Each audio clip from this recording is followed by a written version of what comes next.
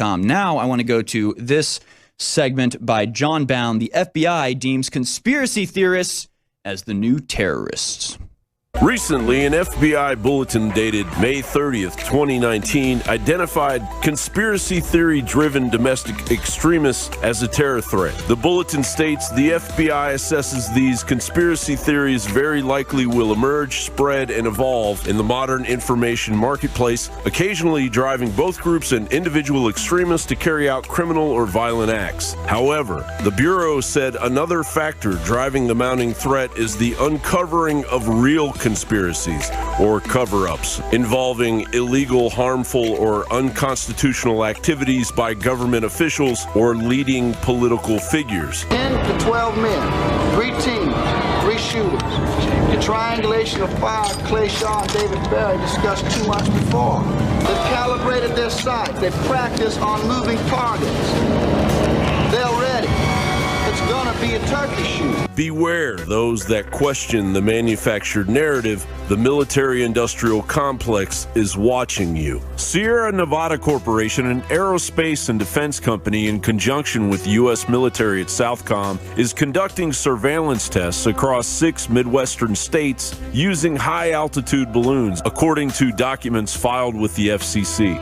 The Guardian reports the Pentagon claims the balloons are intended to provide a persistent surveillance system to locate and deter narcotic trafficking and homeland security threats. The surveillance was authorized to be carried out from July 12, 2019 to 3 a.m. Eastern Standard Time, September 1st, 2019. And they are currently surveying South Dakota, Minnesota, Iowa, Wisconsin, Missouri, and Illinois.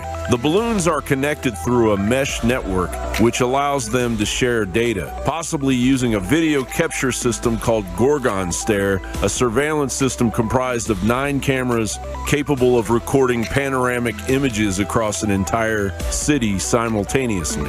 Jay Stanley of the ACLU says, "We do not think the American city should be subject to wide area surveillance in which every vehicle could be tracked wherever they go. We should not go down the road of allowing this to be used in the United States, and it's disturbing to hear that these tests are being carried out by the military, no less." There has been no response from the Pentagon, DARPA, Southcom, or the Sierra Nevada Corporation. None of the parties involved would say whether the Midwest vehicle data would be deleted, stored, or passed on to other federal or local agencies. Jay Stanley of the ACLU says, "We would like to know what they are doing with that data, how they are storing it, and whether they are contemplating deploying this in the United States. Because if they decide that it's usable domestically, there's going to be enormous pressure to deploy it." Even more disturbing is that Sierra Nevada Corporation isn't the only company doing the tests. Worldview recently did a dozen tests for a client they won't name, gathering data they won't reveal, protecting the privacy of the client while preying on the privacy of millions of average American citizens. John Bound reporting. You heard it here first, folks. Tomorrow's News Today, we told you this was coming down the pipe. We warned you about the collusion between big tech and the spy state. We've told you about it all. We've been ridiculed, mocked, and called conspiracy theorists. Now, I guess that means we're being called domestic terrorists, folks. We won't stop telling the truth no matter how they try to demonize us. And please go to InfoWarsStore.com to guarantee that we can continue to bring this truth to you unfiltered, unfettered, and unbiased by anything but a love of truth and a love of liberty. Harrison Smith signing off.